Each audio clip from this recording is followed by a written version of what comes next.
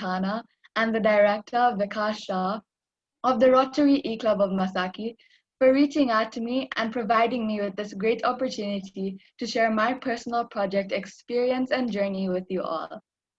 I would also like to take this opportunity to thank all the members of the Rotary community, my teachers, and my friends and family for taking time out to attend today's Zoom meeting. I'd now like to share my screen. President Ashna, it says host disabled participant screen sharing. Okay, 1 second. Let me figure that out.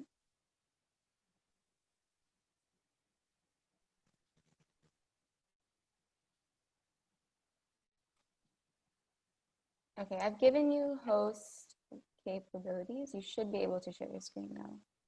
Yeah. Great.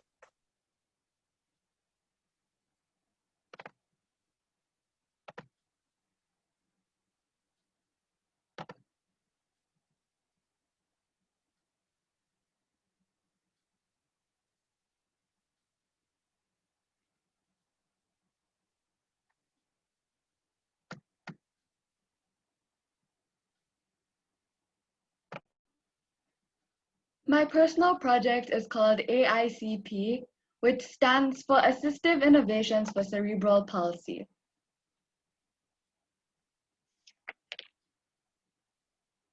What is Personal Project? Personal Project is an integral part of an IB curriculum.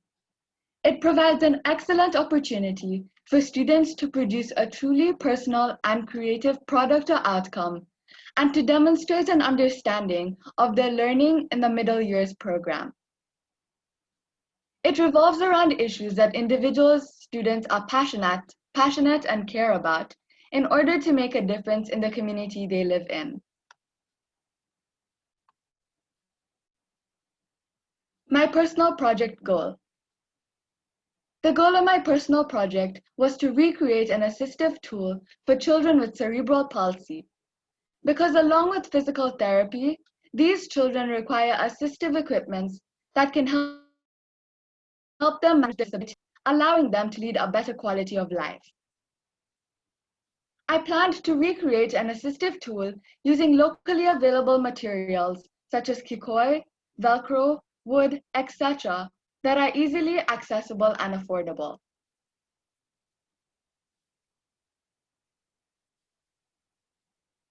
Statistics. Did you know that 70 to 80% of the children with disabilities come to Sapling Trust Foundation from marginalized areas, and most are not able to afford the fees and the tools? There are 17 million people across the world living with cerebral palsy. 1 in 4 children with cerebral palsy cannot talk. 1 in 4 children cannot walk. 1 in 2 children have intellectual disabilities, and 1 in 4 children have epilepsy. My inspiration. It all started in grade 4 when we were studying the unit's rights and responsibilities, and we visited a special needs school as part of our school trip. We learned how the different children with various disabilities learn, as well as do things, and are able to live a somewhat normal life.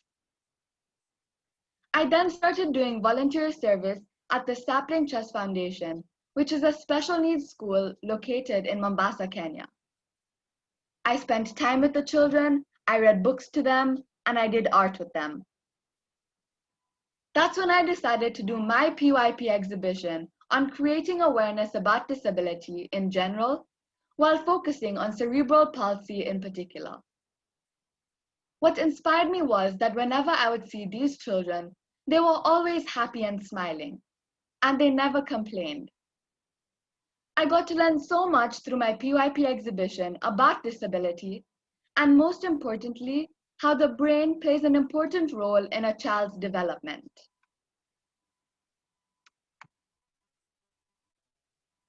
My PYP exhibition. My personal project is a continuation of my PYP exhibition in grade 5, when I created awareness on disability in general, its types, its causes, and the misconceptions while focusing on cerebral palsy in particular.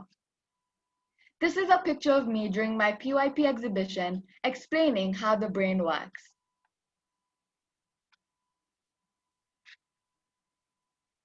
My aim.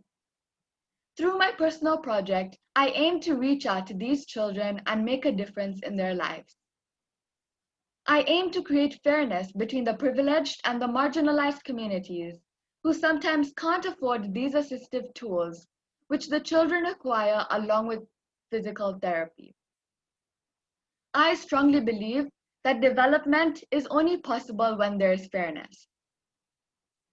My product will help children coming from marginalized communities have access to assistive equipment that will help them lead a better quality of life in the comfort of their homes.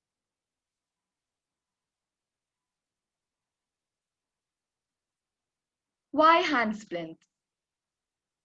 From the very beginning of my personal project, I knew I wanted to recreate an assistive equipment, but I wasn't sure of which one, as there are many different types of assistive equipment, like wheelchairs, standing frames, exercise balls, knee braces, hand splints, etc. So while making a decision, I had to be very realistic as to which tool I would recreate, as it had to be something simple yet effective. Hence, I did a lot of research, both primary and secondary. I spoke to the trustees at the Sapling Trust Foundation, the therapists.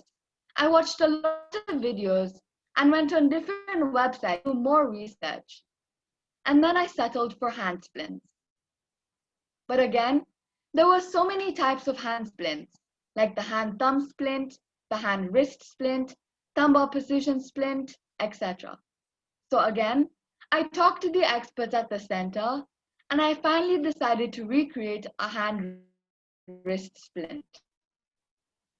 I chose to recreate a hand wrist splint as it corrects the wrist bone as well as the palm and the fingers.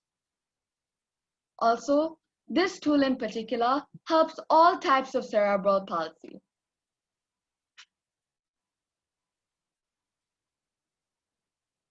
Challenges. Initially, I was supposed to go to a tailor that my mom knew in town who was willing to help me learn how to stitch. But because of the COVID-19 situation, this was not possible. I really had to think and look for other alternatives, and with the help of my mom, we approached a family friend who had a sewing machine at her home, and she was very happy to help. Another challenge was I had never designed or created anything before using a sewing machine or even just hand stitching. I was really nervous if I would be able to pull this off.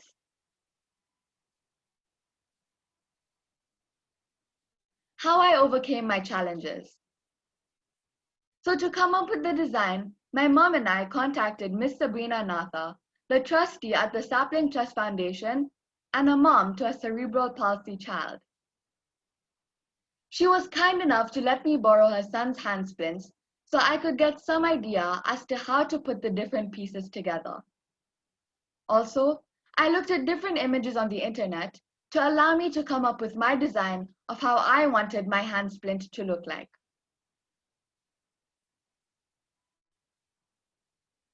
Learning how to stitch. In terms of stitching, I was very excited to learn how to use a machine. I love learning new things and exploring different ideas. So the first day I went to our family friend's house, she showed me how to stitch. It was fun, and I was on the roll pressing the electric paddle of the sewing machine to the max and stitching like a pro. The auntie was amazed as to how quickly I learned a new skill that I never knew before. It wasn't as hard as I anticipated. To my surprise, I not only learned how to use the sewing machine, but I also learned the different functionalities of the machine. For example, how to insert a bobbin, how to thread the needle, how to fill a bobbin, how to change the type of stitch from normal to zigzag, etc. I thoroughly enjoyed the whole process from drawing to cutting to stitching. What worked well? There were 4 things that really helped me throughout my personal project. 1. I was very familiar with children with disabilities due to my volunteer service at the Sapling Trust Foundation. 2nd, my prior knowledge on the topic helped me in making a decision on what I wanted to do for my personal project. Furthermore, I was very comfortable talking to the trustees as well as the experts at the center because I already knew them, so communicating with them was easy. I also started working on my personal project during the summer holidays, so I had enough time to plan and create my product as well as enjoy what I was doing. And finally, I used all the ATL skills like the research skills, communication skills, time management skills, thinking skills, and social skills, all of which are part of our IB curriculum, as well as our learning elements at the Aga Khan Academy. Creating the product. As I take you through the process step by step, I will also be explaining the pictures on the slide. The first step was coming up with the design. So the auntie and I analyzed how the model hand splint was, and then I drew the different pieces on a piece of paper. I then secured it with tacking pins to see how it turns out when the pieces are together. Then I drew the same pieces on a rough cloth and stitched by hand stitching to see if it works. This is a picture of me learning how to stitch by hand. Here, I am drawing the draft pieces on a piece of paper. Then I am cutting the draft pieces, and these are the final 3 draft pieces. Using these pieces, I am now tracing them on a rough material.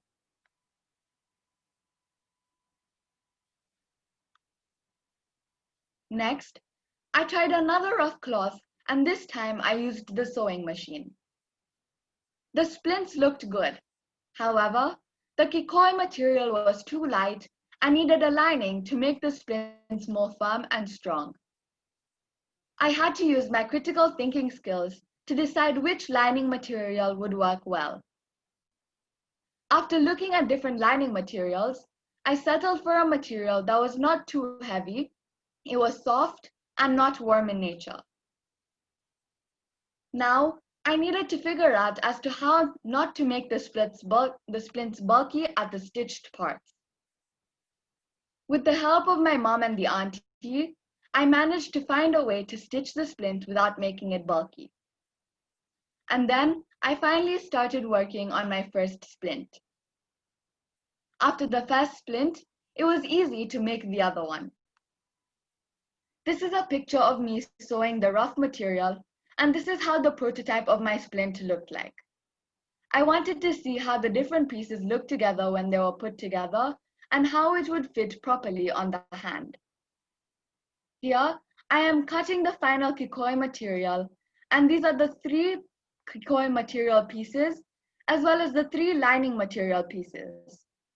The lining material I used was a towel material. In this picture, I am stitching the first hand splint.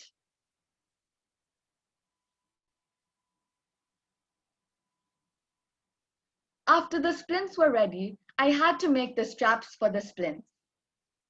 I had to sew the Velcro onto the material and then stitch the material onto the splint. These straps would allow adjustment according to the individual's hand and wrist. I put 4 straps on each hand splint so it secures the hand nice and firm. This is a picture of the first hand splint, and this is a picture of the first 2 hand splints.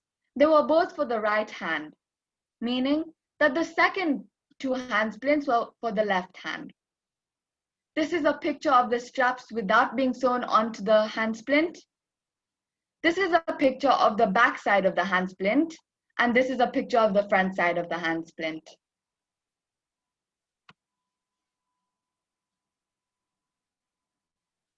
I also put a pocket on the palm side of the splint to insert a piece of wood. The wood will allow the child to keep his or her hand and wrist straight for a period of time, as in most CP cases, The wrist and hand is not straight. This wood can be removed as the pocket is open. Here, I had to use my thinking skills as to what piece of wood I should use. It had to be lightweight and thin, as well as comfortable and have no sharp edges as to not hurt the child when they're wearing it. In this picture, I am stitching the pocket, and this is how the hand splint looked when the pocket was stitched on it. As you can see, the pocket is open, so the wood piece can be inserted or left out. The type of wood I used was plywood.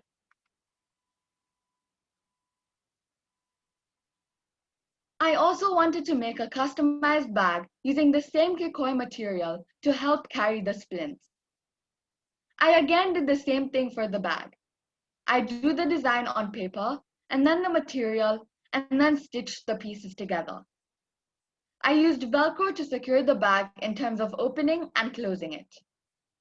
I also wanted to brand my product, so I learned how to do the embroidery chain stitch, and I drew my AICP logo on a black cloth and stuck it onto my bag using fabric glue. In this picture, I am doing the embroidery chain stitch, and this is how the final logo looked like. As you can see, there are loose threads, so I had to use a zigzag stitch to neaten the edges as well as secure the loose threads.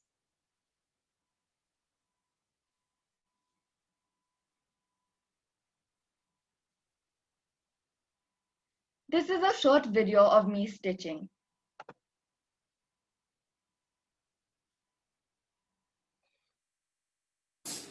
Thank you, Nurjan Auntie.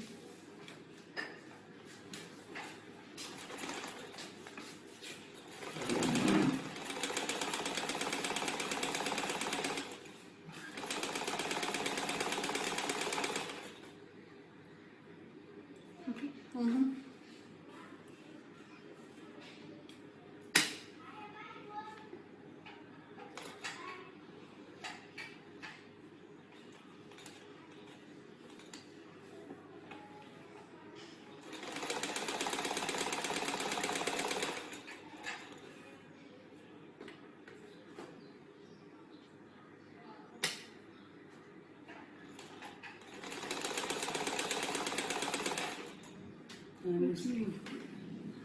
Managing quite well, no? Because she's slow, she's got better control.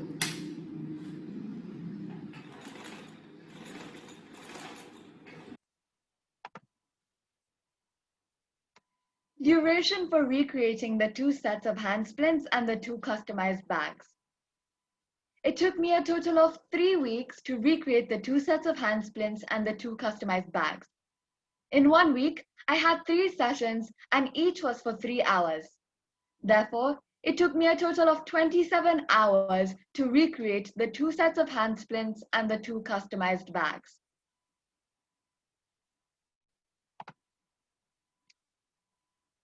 This is how my final product looked like.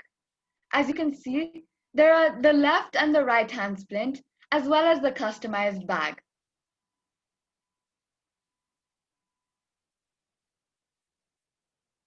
Feedback and evidence of use. I just did not want to make 1 set of hand splints for my exhibition, but I also wanted a CP child to use it, so I would have some evidence of how my product can help children with cerebral palsy. So I made 1 more set of hand splints and decided to give it to Mrs. Sabrina Natha and requested her if she's okay with her son trying them out, and she agreed. She was very happy with my product and was generous enough to allow me to share a picture of her son, as well as the feedback she gave me on my hand splint. Here are the 2 sets of hand splints and the 2 customized bags. This is a picture of Azan wearing my recreated hand splints, and this is Miss Sabrina Natha's testimony, and I quote, "Thank you so much, Alyssa. We truly and sincerely appreciate this noble project of yours. Your splints have definitely assisted Azan as part of his daily therapy program. The splints are indeed of very high quality and definitely serve the purpose intended. We wish you all the very best in making this project of yours successful, with a view to helping children with special needs, especially those from underprivileged backgrounds. God bless you and all the best.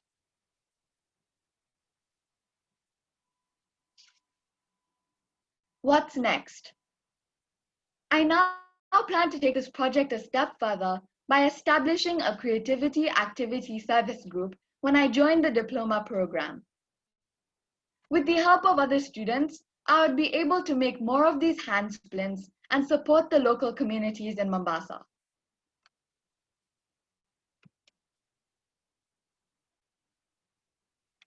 Estimated cost of both the hand splints and the bag. The kikoi material costed me 700 shillings, toweling material 500 shillings, Velcro 100 shillings, wood 200 shillings, fabric 400 shillings, and stitching items such as needles, threads, and tacking pins were 500 shillings. This sums up to a total of 2,400 Kenya shillings. I said estimated cost because all the materials I used to recreate my hand splints were recycled materials that I had at home. To compare it to the sample hand splint borrowed from Mrs. Natha, it costed her in 2018 $176.38, which is 17,638 Kenya shillings. And that is very expensive, and a marginalized family cannot afford it.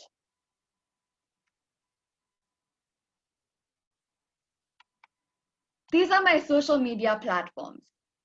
The website and video are part of my PYP action plan, where I created awareness on disability in general and cerebral palsy in particular. I will share the link in the chat box for all of you to review them.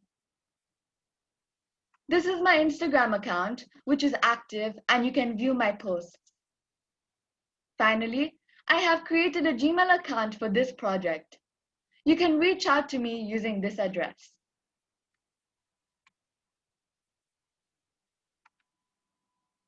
My supervisor, all my teachers, the trustee of the center, the auntie, and my parents are very proud of me.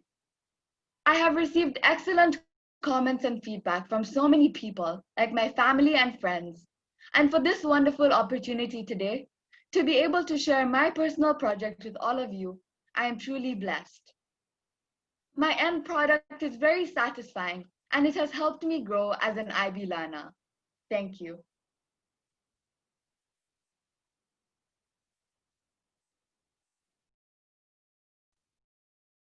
Thank you so much, Alyssa. That was a great presentation. I think we all have, a couple of people have some questions who've raised their hands. So I'm gonna let, Natasha, do you wanna speak first? You can unmute yourself and go ahead. Thank you. It was an excellent presentation. I really enjoyed listening and watching your process, and I'm excited to see that you're going to continue with this project. Don't have a question at the moment, but maybe I'll think of one and come back to you. Thanks. Yep. And then Alison, I think you had something to say too. Yeah, I was just really interested to know, to note that Alyssa wanted to take it on to become a CAS project, and wondered how she saw that working in terms of sustainability. You know, are there enough people with cerebral palsy that need these hand splints? How do you sort of envisage that going forward?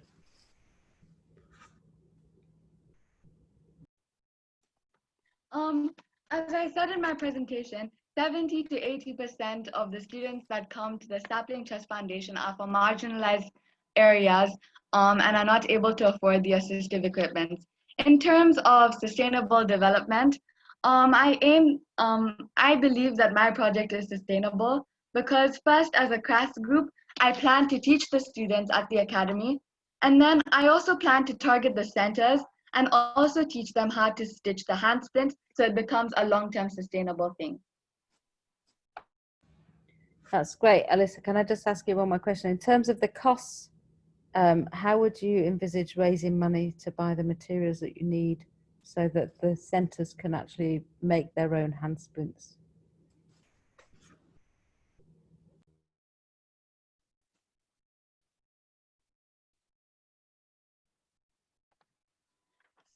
In terms of the materials, kikoi material is a local material which is very available and durable, and it's a cool material, keeping the warm weather of Mombasa in mind. And in terms of getting the money, I will ask for donations. And since we live in Mombasa, many people have the kikoi materials available. So if they're not using it, then I will ask for donations and see if they'll be able to help me. Brilliant. Good luck. Look forward to seeing that happening over the next 2 years. Well done. Fantastic presentation. Really great idea as well. Thank you so Thank you much. so much. Yeah, I agree. I think, can you guys hear me? I'm clear, right? Okay, cool. Yeah, I think it's a really great idea, and I was really fascinated with the cost differences between what you had created versus what they originally had. So I think that's a great idea to try and make this as sustainable and low cost as possible. I guess my question was around, I know you mentioned in your presentation that there were a lot of, mental health issues associated with cerebral palsy and disabilities in general. Is that something that you foresee in the future, introducing like maybe some more education on the mental health side when it comes to disability? Yeah, I was just wondering if that was something that you had in mind, or you just really wanted to focus on the product and distributing those. So at this point in mind, I really didn't think about that. I was more focused on creating the assistive tool because it's like an essential part of their therapy, and it's what they need. Yeah, cool. Does anyone else have any other questions for Alyssa?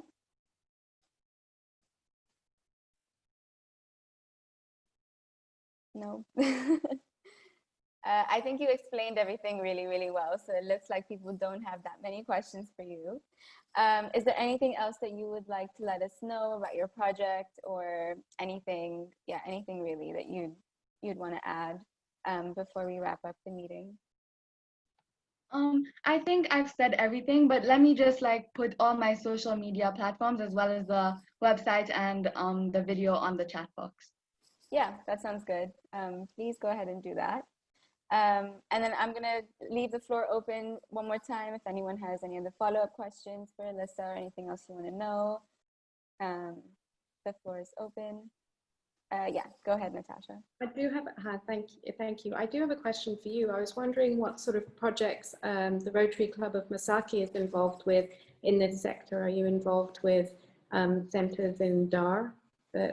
Yeah, so we, as an E-Club, we have members from all over the place. Some of them were not able to attend today. But our goal is to unite everyone from all over the place and implement and do service projects in the Dar es Salaam community. So our first project this year kicked off with our birthing kits distribution. So we worked on gathering materials and creating birthing kits for women in their 3rd trimester and distributing them to hospitals for hospitals that don't have facilities for these women. So we hosted a bunch of fundraisers for that, and now we are in the process of building those birthing kits and distributing them. We're also working on distributing sustainable sanitary pads for schoolgirls. It's a pretty big issue where girls miss days of school because they're on their period or something like that. So we're trying to distribute sanitary pads that are sustainable for them as well. So we have these projects ongoing. We currently did a fundraiser to help raise money for shoes for primary school children. So we do a lot. Our projects are centered towards the Dar es Salaam community. So when we heard about Alyssa's project for sustainable risk splints, we just thought that was really in line with our like club values, and what she was doing was really interesting. So we thought we'd invite her as a guest. Thank you. Those sound fascinating. Thank you. Yeah. Yeah. Does anyone else have any questions? Any comments? No, looks like we're good. Okay, cool. So then I'm gonna go ahead and wrap up this meeting. Thank you so much for everyone who attended. Alyssa, it was really great hearing from you. I'm really excited to see what you end up doing with your wrist splints, and yeah, just to hear more about it. I'm definitely going to be following your Instagram links and all that kind of stuff. So Thank you so much. I'd like to call the meeting to a close. Hope everyone has a good night or morning or day, depending on where you are. And yeah, thank you everybody for joining. Thank you. Thank you. Yeah. Thank you. Yeah, good Bye. evening. Bye.